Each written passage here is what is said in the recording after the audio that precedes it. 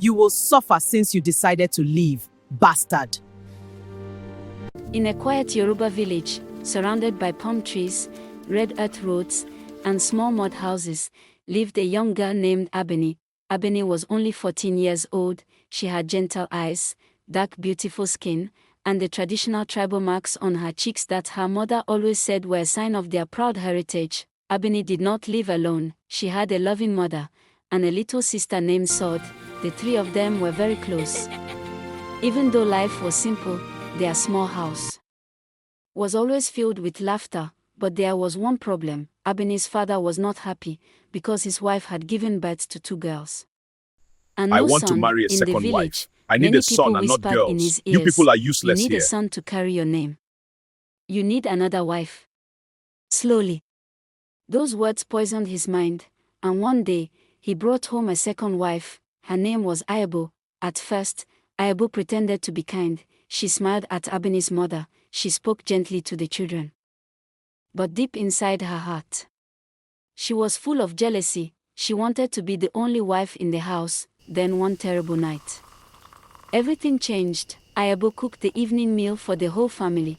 The aroma of the food filled the small compound, but that evening, Abeni was very tired. She had spent the whole day helping her mother at the farm. Before the food was ready, she lay down to rest.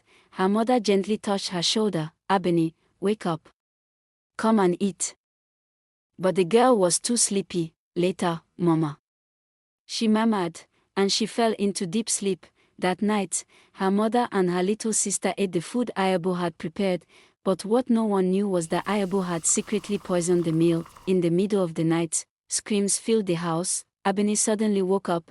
Her heart started racing. She ran outside, and what she saw broke her heart forever. Her little sister Sod was lying on the ground, struggling to breathe. Her mother was beside her, weak and shaking. Mother, "Abeni." please hold Her on. mother I whispered am weakly. here, my child. The young girl I ran to love hold you. her. The whole village cried when they heard the news, but no one knew the truth. "Mama. Mama, what is happening?" But the She's poison was gone. already working. I know. Her mother held I'm here Abeni's so hand tightly. much. Tears rolled down her Mother, face. "My please daughter, hold on. be I am strong." here, my child. Those were the I last love words you. she spoke. Within moments, Abeni watched her mother and sister die. The same night, the same day. The whole village cried when they heard the news, but no one knew the truth. While other children went to school and played in the village, only Ayabo stood quietly in the corner, pretending to be sad.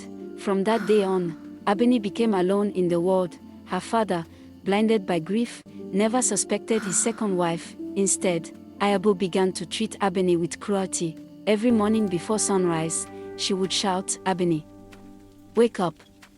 Go to the river. Fetch water. Wash the clothes." While other children went to school and played in the village, Abeni carried heavy clay pots on her head under the burning sun. Sometimes she walked the whole day and still went to bed hungry and crying. At night, when the village became quiet, Abeni would sit Mother, outside the I'm house tired. and stare at Come the and moon. take me. Tears slowly rolled down her cheeks. She whispered softly into the wind, "Mama, I miss you. Why did you leave me alone?"